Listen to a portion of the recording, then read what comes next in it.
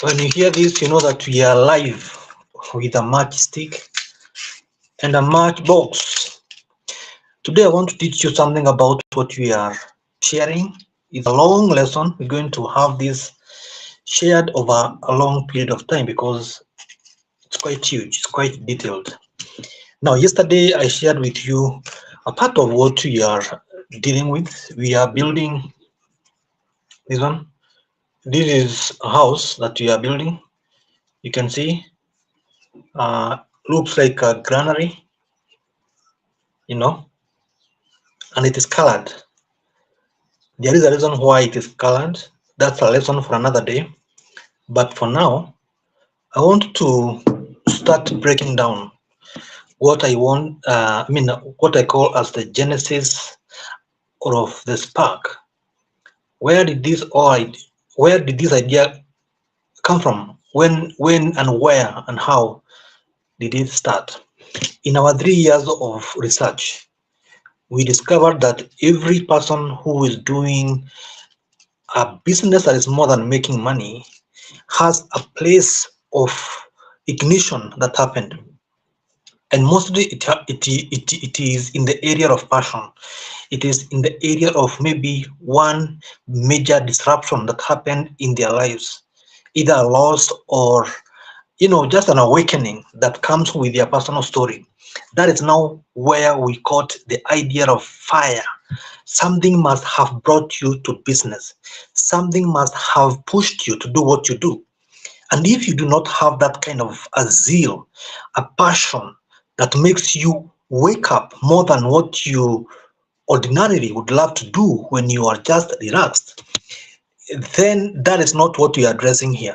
We are talking about a person who has a fire that makes them want to do bigger and better because there is something bigger driving you. And the idea of the fire was demonstrated when we learned the story of Moses. Before God sends you, before God gives you the full mandate of your business, sending you to go and tell his people to go, because that is why your business exists. Your business is not just about making money, it's about helping people have the freedom of what God intends them to do. If you are selling shoes, is giving people the ability to walk with confidence towards their vision. If it's clothing, the same. If it's food, the same. Whatever you are selling, whatever you are offering has a greater kingdom mandate than just you wanting to make money. Now, the story of Moses gives us a clear picture of what a burning bush looks like. He was exposed to fire that was not consuming him. Even the bush itself was not getting consumed. And that is now why we have this concept of building our own burning bush house. And this structure represents a prototype of what we are building here in Nyeri. This is a prototype that we are putting together of what we are calling our own African burning bush house. The other part that I wanted to share with us today and right now is the anatomy of a matchstick, the anatomy of the matchbox, and the anatomy of both put together. If you look at this matchbox, like now the one you have in your house, it is a box, and it is what people I think say thinking outside the box or inside or out of it or throwing it away, thinking without the box.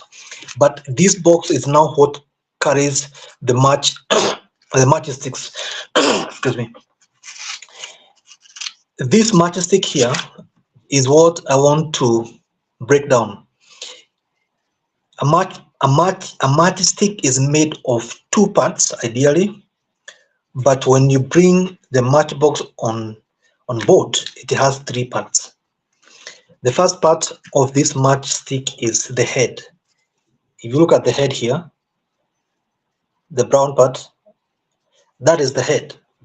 And the head contains the the chemicals which are made to ignite fire when you strike it against the surface of the matchbox.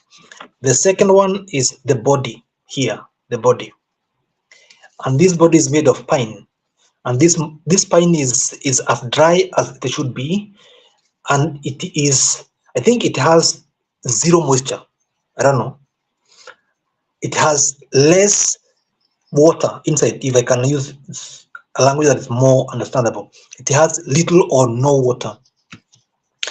Because this pine, this part must support the burning, the fire from the head without burning. And this, I mean, without exploding, burning without exploding. And this matchbox has a very specific rough surface that makes the burning possible.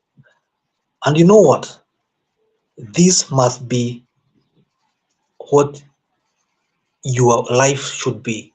You are not supposed to be stricken on any surface. If I take this matchstick here and strike against any surface, including any surface here, like here, it won't work.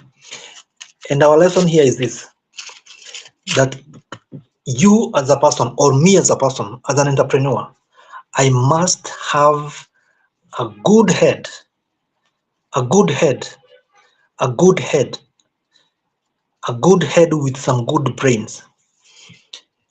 And number two, I must have a very dry body.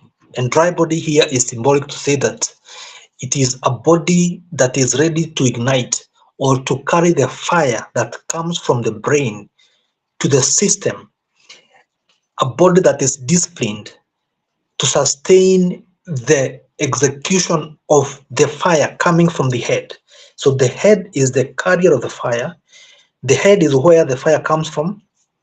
And the body, from the neck to the feet, it is the splint, it is the pine that contains what must sustain the fire. And then the rough surface here is what I may call the kingdom calling or the kingdom business itself. The three put together, you are not able to run a business. I want you to get this point, that the brain is the head of the matchstick. Your head, your brain is what carries the mind of God. The Bible says that do not conform to the pattern of this world, but be ye renewed. The renewal happens in the head, in the mind.